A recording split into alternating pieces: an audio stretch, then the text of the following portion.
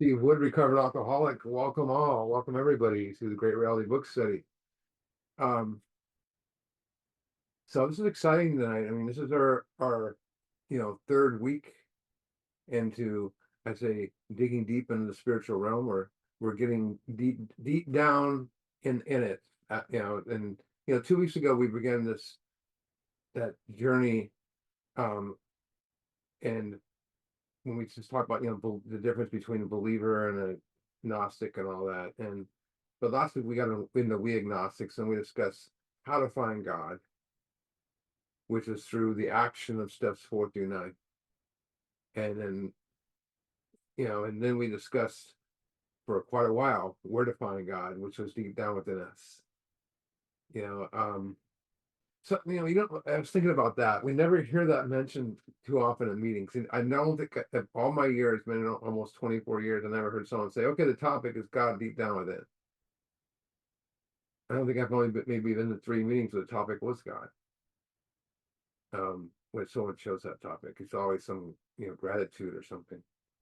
But I want to speak, you know, it's always meetings are always centered on alcohol, and if we're lucky, we get a step mentioned. And AA, you know, our problem we think our problem is alcohol, and people think that so what are they going to talk about?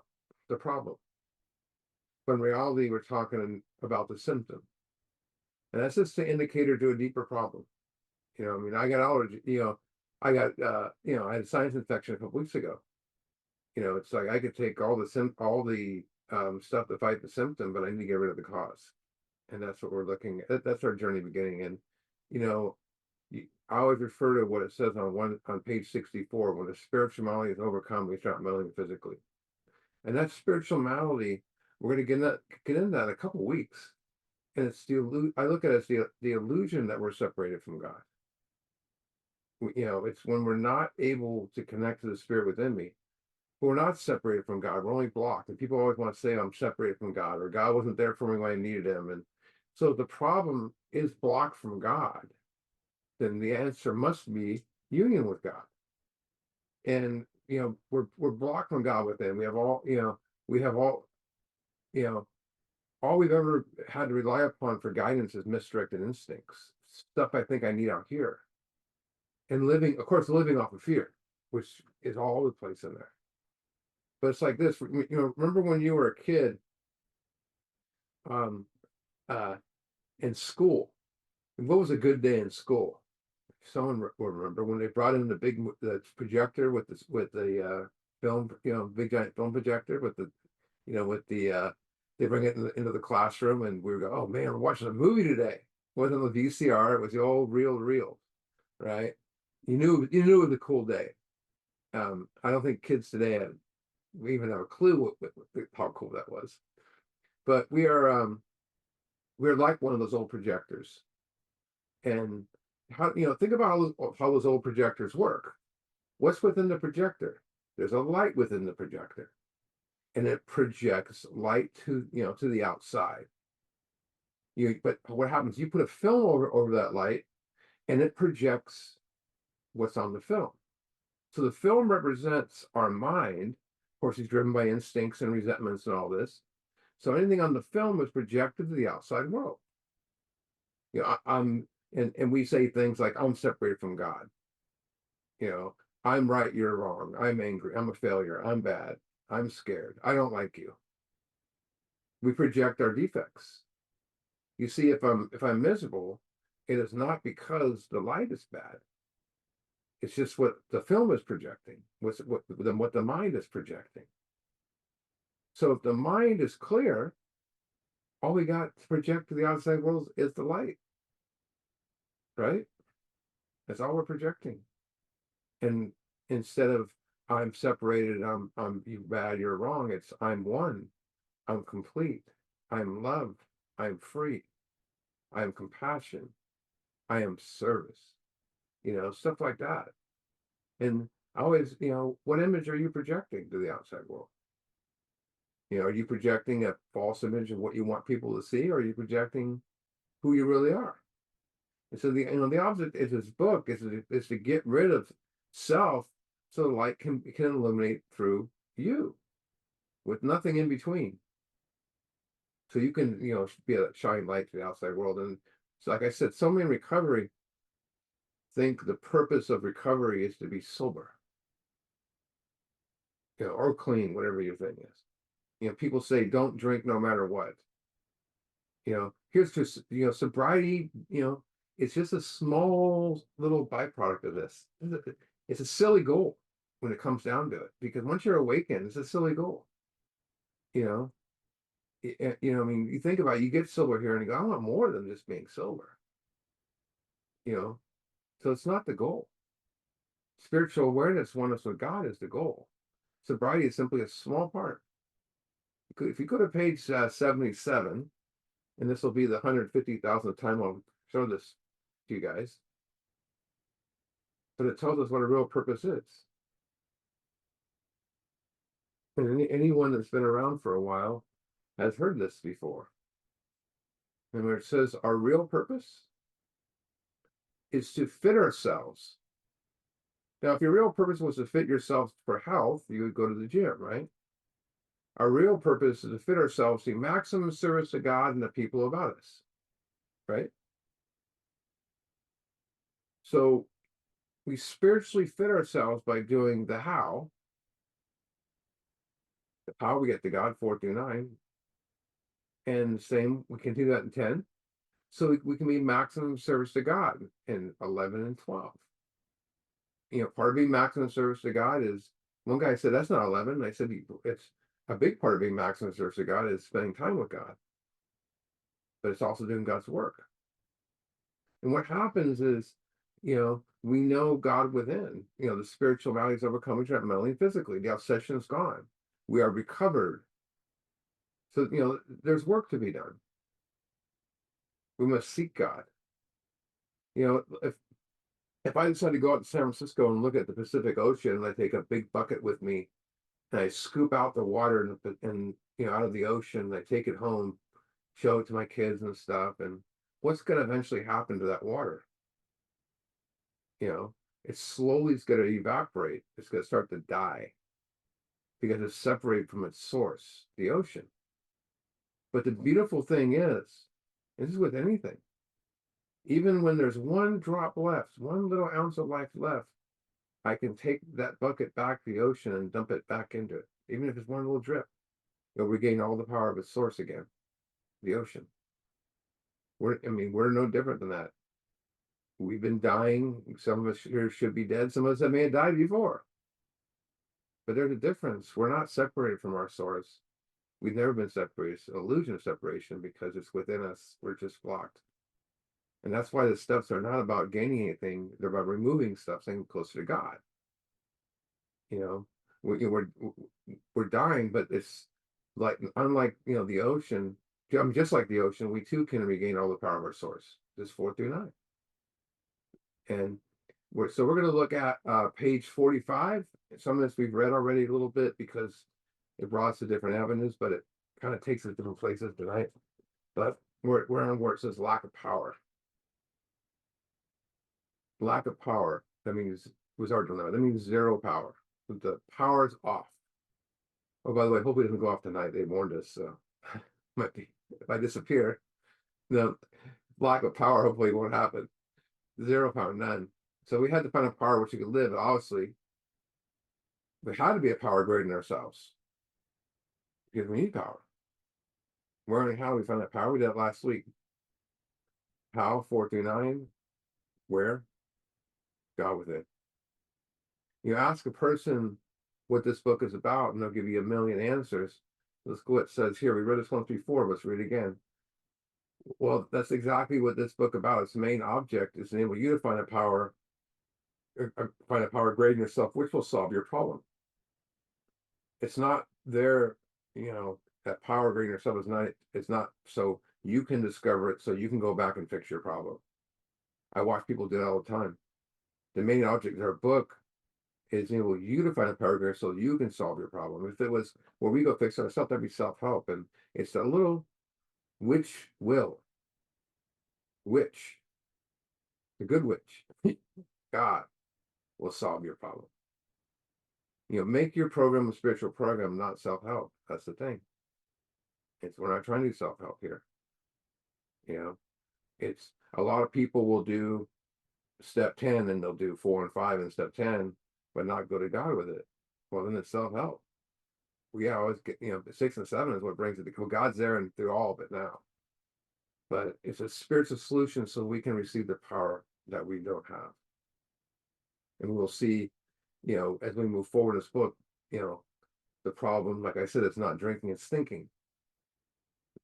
That's why I said, in the more about alcoholism should be called more, more about thinking, So so see, this book says that means we've written a book which we believe to be spiritual as well as moral. And it means, of course, we're going to talk about God. Here, difficulty arises with agnostics. Many times we talk to a new man, that means a new person in recovery, and watch his hope rise as we discuss our alcohol problems. Like, oh, that's great, you don't drink anymore, and then explain our fellowship. But his face falls flat as we speak of spiritual matters, right? Spiritual matters. Especially when we mention the 3-letter word God. We have opened a subject which our man thought he had neatly evaded or entirely ignored. People still do that. It's easy. It's not, it's something that a lot of us want to do. Because we know how he feels. We have shared his honest doubt and prejudice. That means preconceived ideas, prejudice. Some of us have been violently anti-religious. To others, the word God brought up a particular idea of him, which someone had tried to impress them during childhood. Perhaps we rejected this particular conception because it seemed inadequate. With that rejection, we imagined we had abandoned the God idea entirely. So, when many hear the word God, they automatically think religion, some religion. A lot of it's just, but, maybe they've avoided it or ran away from it. And what happens is this is an open-minded program, so the mind slams shut, especially if they grew up like having resentment towards God, or it brings up an event that happened was bad. But the problem was with myself is I never took action, to seek within. I was just talking about someone about this today. How, I went to Catholic school, I mentioned it last week, and all these kids got it because it was just, they were in with it. And I had a different, direction. God wasn't going to be, the way I was sitting with God for years, but not knowing it, but until I took the action to actually seek God to get it, but the thing that, there was no way for me to get past that resentment without taking action. And God, it's downplayed a lot in recovery. So I go to a lot of meetings and it will be mentioned. I go to these book studies, it feels houses and God, and I'll be like, wow, it's not swept under the rug at all. And it's not a small part in recovery like some, people are led to believe. I've been in groups that told them that when they told me, hey, Wood, mellow out in the God talk. Someone wrote in my big book one time, I don't know who did it, but they wrote, well, they put out an asshole in there, but they also wrote, stop the God talk. I was like, whatever. If they didn't feel better writing that, more power to them. They told me you overwhelmed a newcomer. And I've been invited to share meetings where they said, here's what you can talk about, here's what you can't. And I finally told the guy, years ago, if I can't speak what I want to speak about, I can't do it. But I mentioned a few weeks ago how many times God is in this book. I'm not going to mention them all, but the word God is 164 in the first 164 pages is 134 times. That's combined with other words like creator and father light, all those ones like that they mentioned here over 200 times. So God's the nucleus of this program, yet nobody desires to make it a focal point, not unless you're spiritually awoke. And I think people believe they're going, maybe lose their identity when in fact they're going to gain their identity. All my thoughts and questions about God were based on that child conception of God I had, this old man with a white beard and all this stuff that went with it. It was very difficult when we get past that conditioning. I need to abandon my old ideas, because that were my frustrations were the only way to abandon my old ideas, was just be open-minded to something different. It was kind of like this. This is the greatest way I could explain it. It was like I stood on the other side of this gate. My whole life was on the other side of this gate. And I was told on the other side of the gate is God. So I became a believer that the other side of the gate is God. So I believed in God. And I became more of a believer after I saw people walking out glowing from walking in and walking out. But I stood on the other side of the gate and wondered why it couldn't change. And the reason was all I was doing was standing on the other side of the gate. It wasn't until I opened it and went in that I experienced God. Since then, all I wanted to do was tell people what's on the other side of the gate and how they can get there, the locate, the where and the how. Before I took, I had no idea where the location was or the method. In step 3, I would say it like this. In step 3, make a decision to open the door. 4 and 5, I open the door, and 6 and 7, I go in. And once I'm in there, before I open the door to go in, I don't want to make amends for me. But once I go in there, I do. Let's go back to the book 46.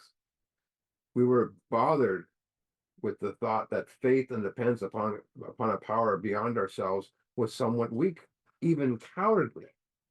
We looked upon this world of wearing individuals, wearing theological systems and inexplainable calamity with skepticism. We looked at adherence, that means with doubt, at many individuals who claimed to be godly. How could a supreme being have anything to do with it all? And who could comprehend a supreme being anyhow? Yet in other moments, we found ourselves enchanted by a starlit night. Where you kind of, gaze off and you say, what is here? Who then made all this? You find yourself wandering off, but then there was a feeling of awe and wonder, and it was fleeing and soon lost. I think all of us have done that. So on this page, I'm going to bring up 4 requirements to find God. 4 requirements. I'm going to point them out when we get to them. It says, yes, we have agnostic temperament, have had these thoughts and experiences. Let's make some haste to reassure you. We found that as soon as we were able to lay aside prejudice. So that is the first requirement to find God, to lay aside prejudice. And notice it says able, right? We found as soon as we're able to lay aside prejudice and express even a willingness to believe in a power greater than ourselves. That's the second requirement, to be willing, to be ready to believe in a power greater than yourself. Just be willing. That's 2 requirements so far, right? Lay aside prejudice and be willing. We commence to get results, even though it's impossible for us to fully define and comprehend the power which is God. So in school, they taught us in order to get results, we need to fully define and comprehend something to understand it, right? And here they're saying that we can get results even if we cannot fully define or comprehend it. Meaning God. How many of us grew up, never sought God because we thought we needed to fully understand and comprehend it first? It's impossible to find God. Impossible. If I had a definition, it would be longer and longer and longer. But we have to stop trying to comprehend and define it. With our mind, and start defining and comprehending it and understanding it with our heart. And, God, as we understand him or don't understand him, much to our relief, we discovered we did not need to consider another person's conception of God. Our conception, look at this, beautiful, however inadequate. Inadequate means insufficient. However insufficient you think it is, or weak, was sufficient to make the approach and effect contact with him. We don't need to read a book 1,000,000 times. We don't really need to memorize a bunch of words. AA is not a religious program. You are free to call this power anything you wish, as long as you're not it. That's the one thing they say. You can have whatever God you want, as long as it's not you. It's your own conceptions, of God, as you understood him or don't. I think they use the word God a lot in here. I think Bill said something, and I'm paraphrasing here big time, but in an interview one time, he says that a lot of it was convenience. He used a lot of words for God, and he goes, well, they made me switch back to God because, when they did the manuscript, went from the draft to the manuscript, he had power to like more and stuff like that. And he says, well, God was more, you got to use God as more convenience, rather than just religious purposes. People will say it's religious purposes. No. Who's never heard of the word God? Look at this. As soon as we admitted the possible existence of creative intelligence, spirit of the universe, underlying totality of all things, we began to be possessed, awakened, driven of a new sense of purpose and direction. Notice it says new power, new direction, right? New sense of power and direction, new. You get a new car, you never touched it before, you never smelled before or anything. You meet a new friend, you've never you're just learning to get to know them. And how do you get to know them more? You spend time. So a new sense of power and direction, provided we took other simple steps 4 through 9, 10, 11, 12. We found that God does not make too hard turns for those who believe. No.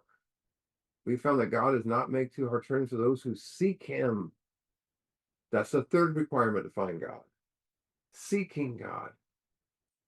So seeking is a deep spiritual word. I never heard it mentioned when I was a kid. No one walked up to me and says, you need to seek God, Steve. Seeking is a condition to know God, which is the action of trying to locate or establish the existence of something. When you seek something, you seek treasure, you go dig. You're seeking it. Another word for seek is pursue.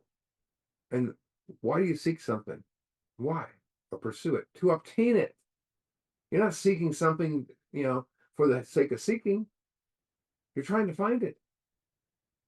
And I never stuck on my whole life, so I never found it.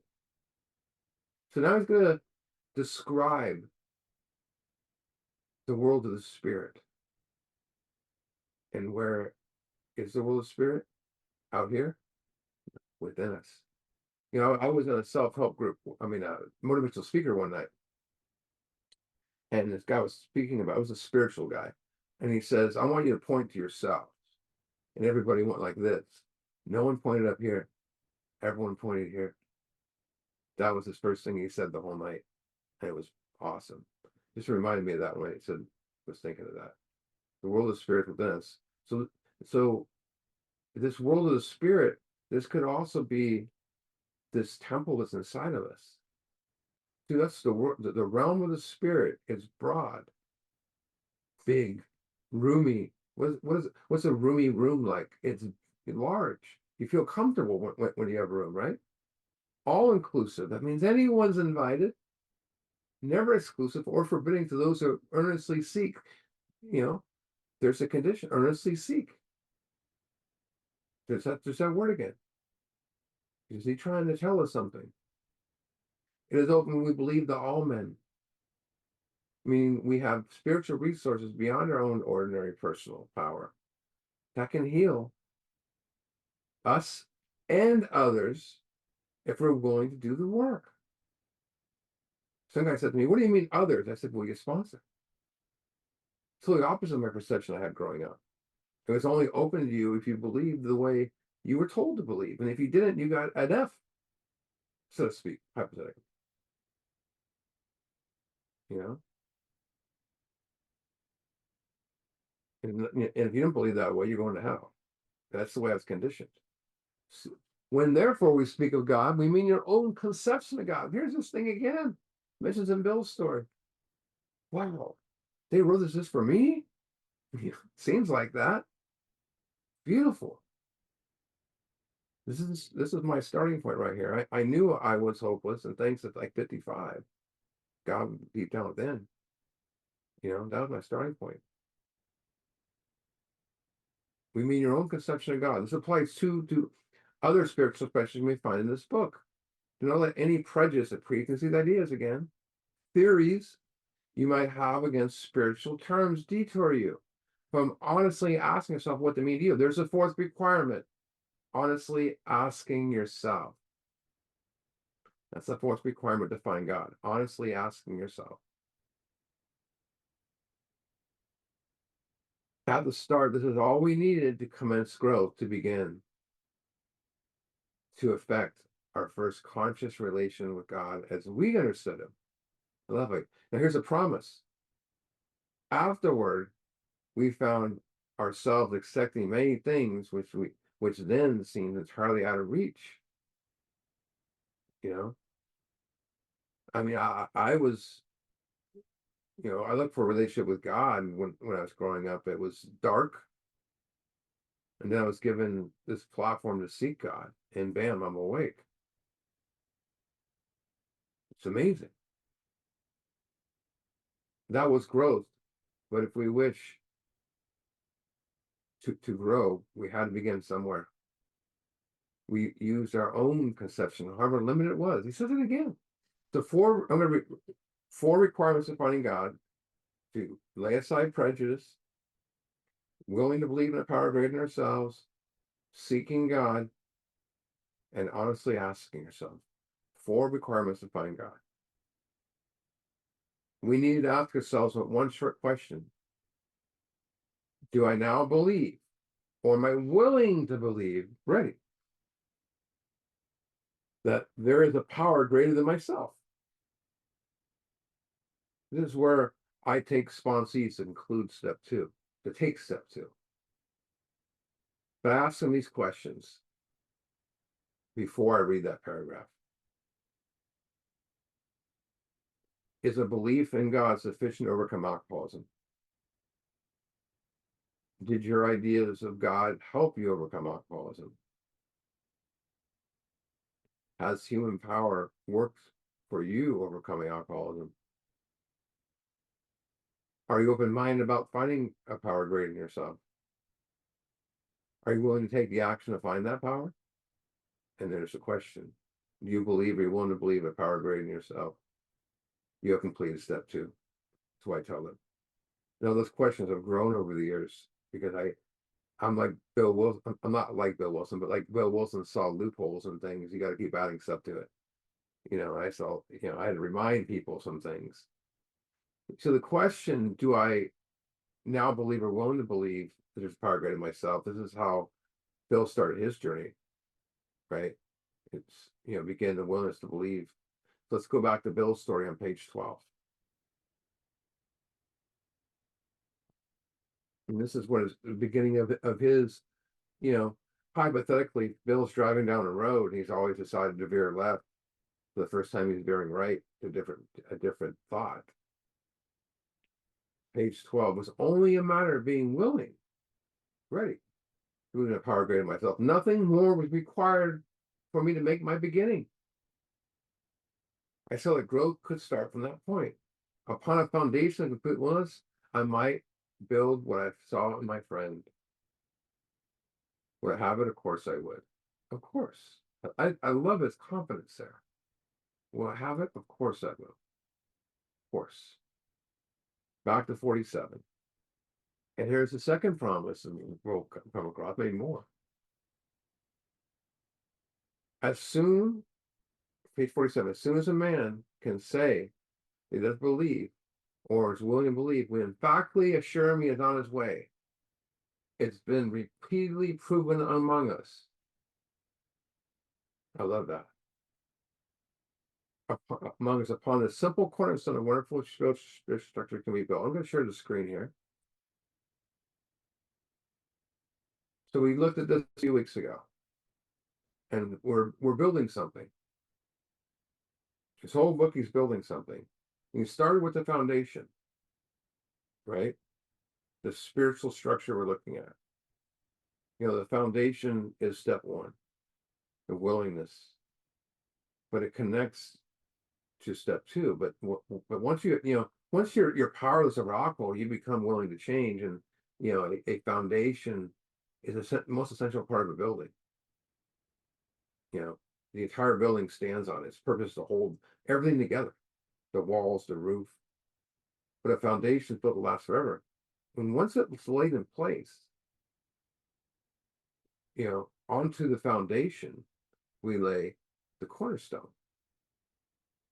So the cornerstone, actually, you're supposed to, in the old days, when you would lay the cornerstone, it would be more like a side V to it, like an arrowhead, almost like going, and so that the foundation would still be wet and would go in there. But the cornerstone is the first stone laid at the corner where all the walls begin to link the foundation together and form the first part of a new building. Everything else depends. It anchors everything together. So our cornerstone is step two, right?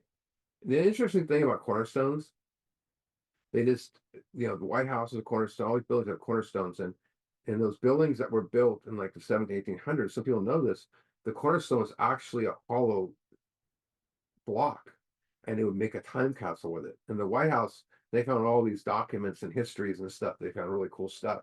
But a lot of old buildings, back east and stuff like that, when they tear them down, they always get to the cornerstone and find something in it. It's kind of cool. Sometimes they found money. That'd be nice. So back to the book, because that was news for us. We had assumed we cannot make use of spiritual principles unless we accepted many things on faith which seemed difficult to believe. When people presented us with spiritual approaches, how frequently we say, I wish what that man had. That's what I always said. I mean, I told you a little bit, my Catholicism story, and I'm still very much always tied to that in some ways, But my confirmation story is where you're supposed to be awakened to the Spirit from the baptism to the body with the first communion to the confirmation. And they took it very seriously. And all these kids were crying walking on a confirmation, and they didn't sit there and try to convince themselves something happened to them. They just let it happen. I wanted it. I was waiting. I wanted to see a picture. I wanted to see, God's hands and the Jesus' hands. I want to see all this stuff. And when they asked me how was that, Steve? I'm like, great. Nothing. I didn't feel anything. I just couldn't do it. Back to the book. I'm sure it would work if I only believed as he believes it. So the same thing. It would probably work if I believed as they believe, but I couldn't. But it says, but I cannot accept as surely true the many articles of faith which are so plain to him. So it was comforting that we could learn. I'm sorry, it was comforting to learn that we could commence at a simpler level. Finally, so besides, a inability to accept much on faith, we often found ourselves handicapped by obstinacy, sensitiveness, and unreasoning prejudice. So those are three things that block us from God: obstinacy, sensitiveness, being sensitive, and unreasoning prejudice. Simpler terms: stubbornness, easily angered, easily affected, and opinions formed without thought. That's, the prejudice. Sounds like restless, irritable discontent to me. That's those three things that can block us from God. Those three things. Many of us have been so touchy that even the casual reference of spiritual things made us bristle with antagonism, resentment. I was so angry that I could not grasp the spirituality. It was easy for me to resign, to resign from it, to walk away. And the more I resented it, the more I didn't want to hear about it. I would go somewhere and, I would never, you would hear like even Buddha mentioned or Jesus mentioned, and I would just be like, ugh, shut up, That's the way it was. Look what it says. This sort of thinking has to be abandoned.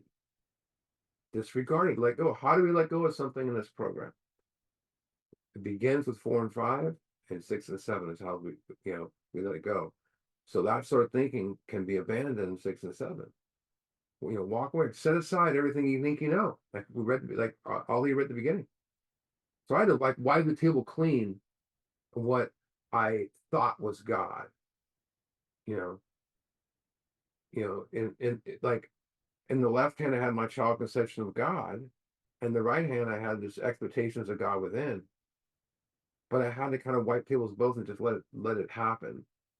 And I had a spiritual experience, deep spiritual experience. As soon as I wiped table clean, I never forgot when I had that spiritual experience. I went to my sponsor and I'm like, dude, what's happening to me? Because the whole day I was like seeing, it was like in a vortex. I was seeing bright everything. I can't even describe it. And what happened to me? And he said, look, he goes, don't analyze it, man. Go with it. It was then I stopped trying to figure it out. And just rode the waves.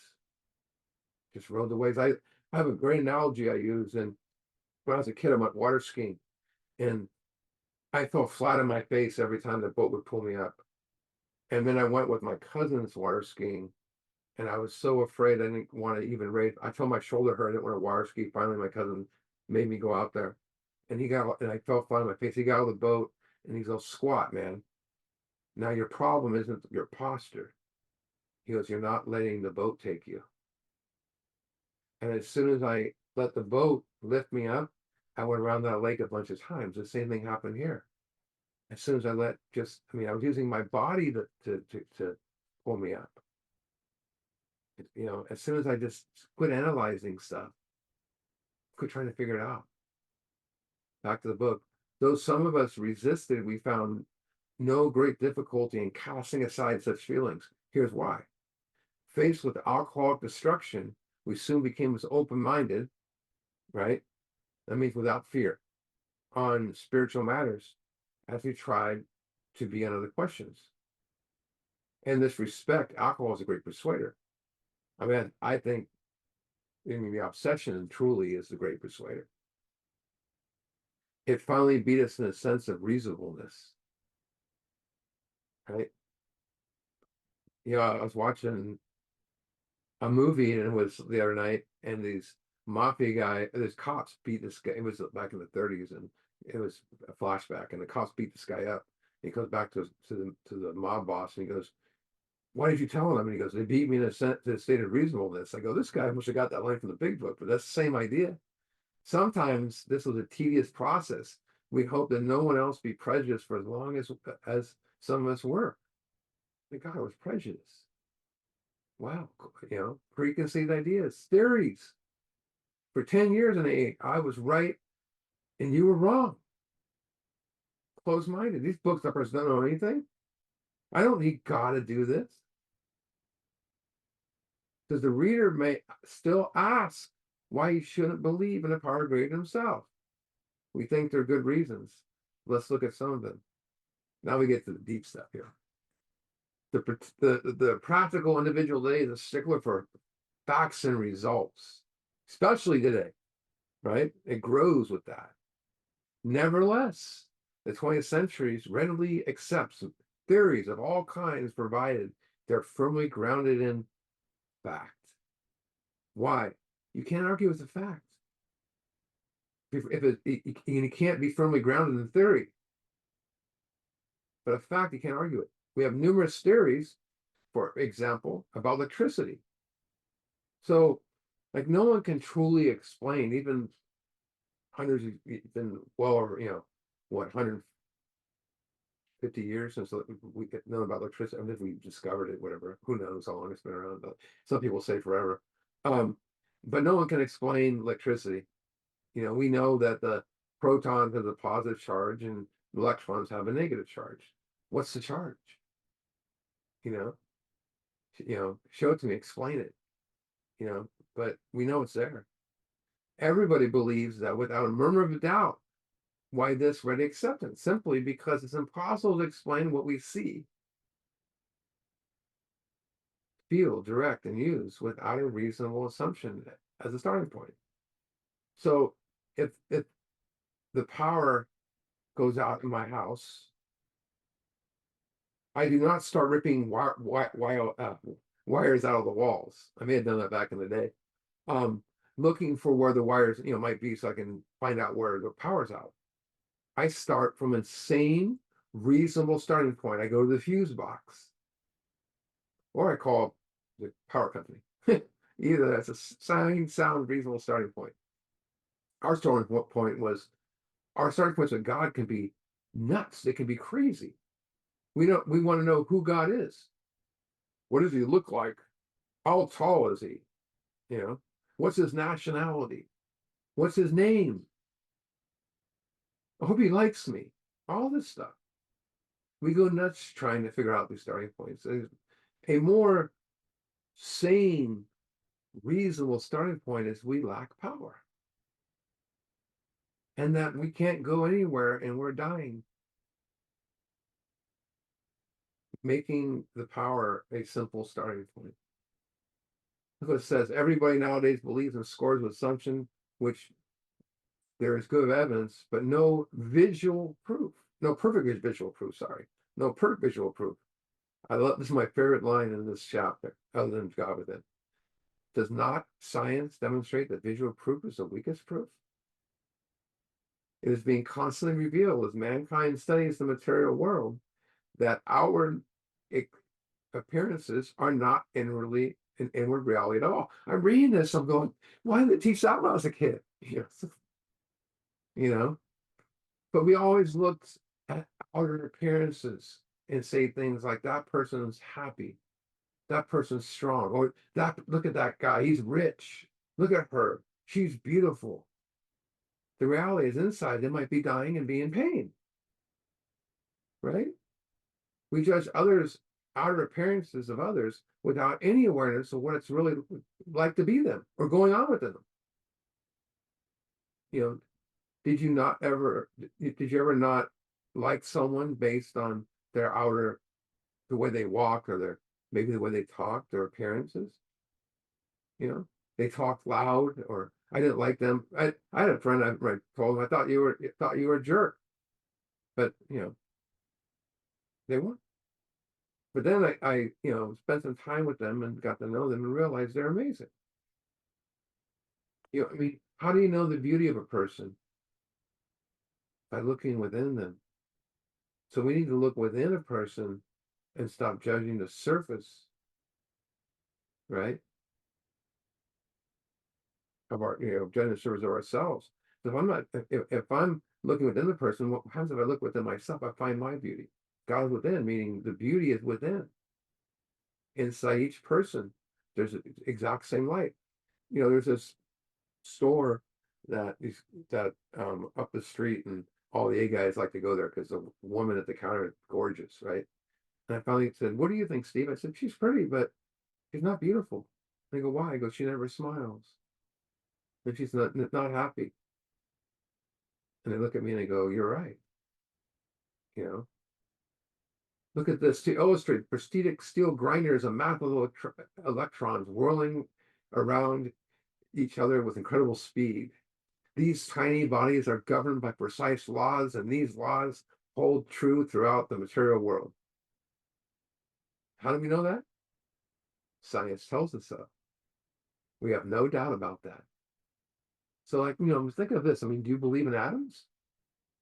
Have you seen one? Maybe you have in a microscope, but have you seen one?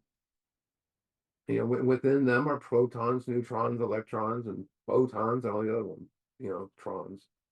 Have you ever seen those? We've never seen them, but we have no doubt they exist because science tells us that. There might be someone here that is more certain about electrons and photons and everything than God. All because science tells us. People all the time say they believe in matter that cannot be seen, right? And we don't doubt it. I've never seen a cell, but I don't doubt they exist. But ask a person to believe in God, and they say no way, because why? They want visual proof. It's dead set against God, because just for the simple reason God can't be seen. But now they can electricity, but we know it exists. We cannot see the wind, but we know it's there. It's like the wind can knock down a tree, so God can knock you down. People just want to condemn what they cannot figure out. It's the truth. That's all it is. That's one of the things the ego loves to do. It wants to figure everything out. It wants to have the rules. And if it can't, it's going to say no way. Right? How far has that got you? Look what the book says. However, the perfect logical assumption suggests that underneath the material world and life as we see it, the material world and life as we see it, there is all powerful guiding creative intelligence right there. Our perverse, that's our self-will, streaks comes to our surface, and we lavishly set out to convince others it isn't so. We say that because the ego is God. So what do? Right? In our mind, we don't know that, but the ego is God. We read worldly books and indulge in windy arguments. How many arguments have we gotten over anything? Thinking we believe this universe needs no God to explain it. We are contentions true. It would follow that life originated out of nothing, means nothing, and proceeds nowhere. We choose to believe that that's the thing is, we choose to believe that our human intelligence, this brain, is the beginning and end of it all. Some of the modern views of things are strange, and I'm still trying to figure it out. But one of the views you hear a lot is, by cramming them all together, is 1 billion years ago we had rocks, and somehow rocks turned to flesh and we started thinking. That's that's the views a lot of people have, but they can't just be like, what? Yeah. Could there be a power beyond all that may have put this together? I don't know. There's a Big Bang, right? But what flipped the switch? Molecules are made up of atoms and protons, electrons, neutrons, and you go beyond electrons and you get into particles that don't even have mass. All they have is vibration. And we know about when you're spiritually what vibration is. You feel it. But all they are is vibration and energy. Right? To science, it's unexplainable. What is the vibration? Could that be God? Just saying. I'm not saying. I'm just saying. But tell it to a man of science and see what happens. Or someone that thinks they're a man of science. The same view of the same view I look at today, in the last few thousand years, we come into contact with the power within us that is living within us, that, all of us. And we're just beginning to make sense of it. We're just beginning to make contact. We're just beginning to tap into it. And the more people tap into it, the more we feel around each other. You guys ever been to a retreat where, I know, I'm sure Rob has and stuff, where there's that moment where you just feel everyone's energy comes together at once when you're doing a meditation, where you just feel the love throughout a place? Powerful. Instead of regarding ourselves as intellect agents, that's our real nature. Spirits of God's advancing creation. We agnostics and atheists chose to believe that our human intelligence was the last word, the alpha and the omega, the beginning and end, the beginning and end of all. Rather vain, wasn't it? We who travel this dubious path beg you to lay aside our prejudice. I mean, it's preconceived ideas. It's a bunch of times in there, beliefs and theories, even against organized religion. We have learned that whatever the human frailties and weaknesses of various faiths, frailties, weaknesses of various faiths may be, those faiths have given purpose and direction to millions. People of faith have a logical idea what life is all about. Whether if you agree with their faith or not. Actually, we used to have no reasonable conception whatsoever. We used to amuse ourselves by cynically dissecting spiritual beliefs and practices. We might have observed that many spiritually minded persons of all races, colors, and creeds were demonstrating a degree of one, stability, two, happiness, and three, usefulness, which we should have sought ourselves. Excuse me. Oh, my allergies are bad. Now, when I crawled out from the bridge I was living under, literally, I was living under a bridge at one point. I was living under, I would cynically dissect people. Does that make sense? I'm living under a bridge and I go out and look at that person, especially, people of religion, you know, people happy. There's got to be something wrong with them. That's what I would say. I knew there was something with them that I wanted, so it's easier because I couldn't figure it out. It was easy for me to tear them down. That's what the ego does. It can't figure it out, it's got to tear it down. That's why if we can't figure out God, I'm going to say it doesn't exist. I never once looked in the mirror and thought, I don't have stability. I don't have happiness. I don't have usefulness. But think about this. Did you have stability in your life? Unstable? Did you have happiness? Did you ever really know what happiness was? True happiness? Your usefulness? Who are you useful to? I mean, we need to seek stability, happiness, and usefulness. Stop chasing. So that's 3 examples of awakening: stability, happiness, and usefulness. Or you could say growth. 3 examples of growth: stability, happiness, and usefulness. This is my favorite. My other favorite line of the book. Instead, we looked at the human defects of these people and sometimes use their shortcomings as a basis for wholesale condemnation. That means attack.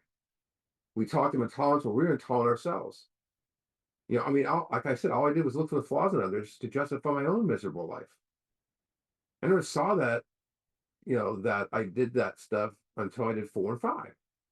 Today, it's totally opposite. I can be around a bunch of destructive behavior and find beauty. There's beauty in everything, even ugliest. This line's amazing. We miss the reality and the beauty of the forest because we were derivative. That means distracted by the ugliness of some of its trees. Wow. One bad apple spoils the apples, right? Wow. I can never see goodness in ugliness.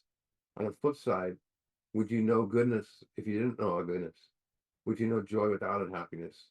Would you know peace without anger? I mean, how can you appreciate or even understand open-mindedness if you haven't been closed-minded? It's all part of the journey. When I looked deep into my ugliness, I discovered goodness.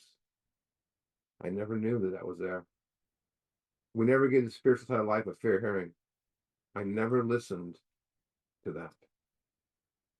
In our personal stories, you will find a wide variation of way each teller approaches and convinces of the power which is greater than himself. So the first and second editions of stories, in the third editions, they shifted more to drinking. It was about power greater than yourself in the first 2 editions, and after that, it's more about sobriety. Whatever. Whether we agree with a particular approach or conception seems to be a little difference. Experience has taught us that these are matters about which our purpose we need to be not to be worried. They are questions for each individual setter for himself. On one proposition, however, this man and women are strictly agreed. Every one of them has gained an access and believes in a power greater than themselves. They gain that access by removing stuff. This power has in each case accomplished the miracles, the humanly impossible. As the celebrated American statesman put it, let's look at the record. Let's look at the evidence. Here are thousands of men and women worthy indeed. They flatly declare that since they have come to believe in a power greater than themselves, that's step 2, to take a certain attitude towards that power, 3, and do certain simple things, 4 through 12. There has been a revolutionary change in the way of their thinking, living and thinking, spiritual awakening. In the face of collapse and despair, in the face of total failure of their human resources, they found that a new power, peace, and happiness, and sense of direction flowed into them.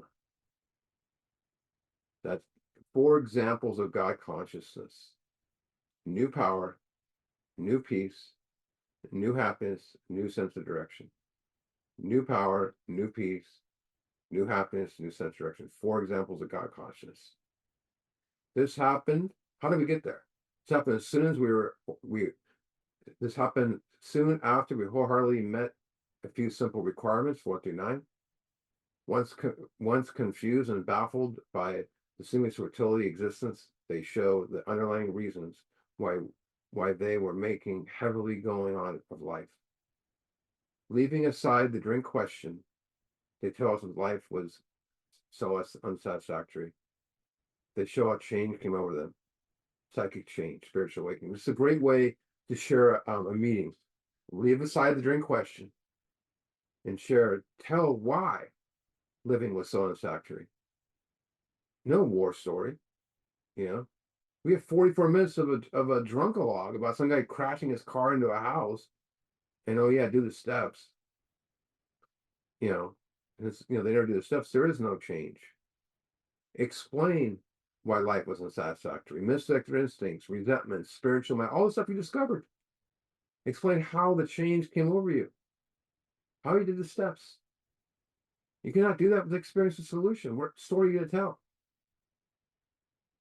When many hundreds of people are able to say the consciousness of the presence of God today is the most important thing, most important fact of lives, they present a powerful reason why one should have faith.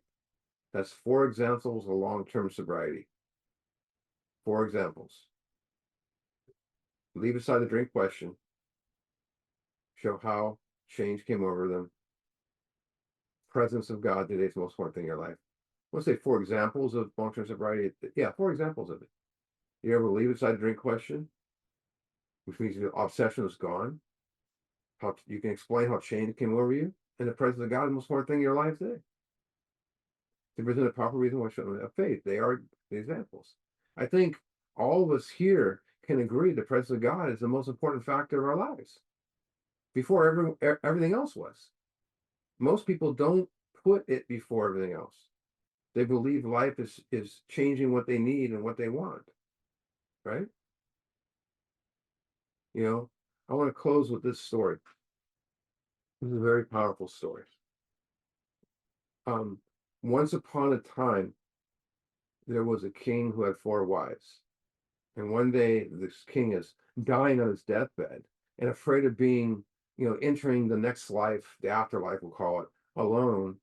He asked his 4th wife, which he loved, and brought her diamonds and gold and rubies and elegant clothing, if she would join him into the afterlife. And she said, 4th wife replied, "I'm sorry, I can't do that," and walks away. But he also loved his 3rd wife. Gorgeous, beautiful. And he would show her off to the neighborhood kingdoms. So he asked his 3rd wife, is she going to accompany him to the afterlife? And the 3rd wife replied, I love my life too much. I'm sorry, I cannot go with you. I'm going to get remarried. He also loved his 2nd wife. She had been there for him in hard times when he was sick and everything else. So he asked her if she would accompany him to the afterlife. She replied, "I'm sorry, I can't do that. I can't help you there. But I'll arrange your funeral and I will attend and invite people." Then out of the darkness, hears a voice that says, "I will leave with you and follow you to wherever you need to go, even if it's into this afterlife." The king looks up and it's his first wife. This was the wife he had took care of the least and neglected. He felt embarrassed. "I'm so sorry. I should have taken better care of you and paid more attention to you." So the moral of this story is we all have four wives. The fourth wife is our body. We decorate it with nice jewelry and clothes and bling bling stuff, but in the end, it can't follow us anywhere, especially the afterlife. The third wife represents our possessions. We spend much time with, trying to get God possession cars and houses and stuff, but in the end, we can't take it with us. And the second wife represents our family and friends. We trust them, we love them, but furthest they can go with us is to our funeral. But the first wife represents our spirit, often neglected in the pursuit of the material and pleasure. And we eventually realize how important the first wife is. And many of us regret how we neglected it for most of our lives, in which we paid more attention to it. So care for your body, stay well, exercise, cherish your time with family and friends, enjoy your possessions, the comfort they provide, but do not forget to take care of your biggest treasure, your spirit deep down within. So spend time alone with it and meditate, pray, be one with the spirit, dedicate your life to a higher purpose, to be the server of others. Nourish your spirit as it would as it's your most loyal friend you ever have. It's actually it is actually the only thing that follows you wherever you go. It always has. So we'll continue with agnostics next week, and I'm going to stop the recording.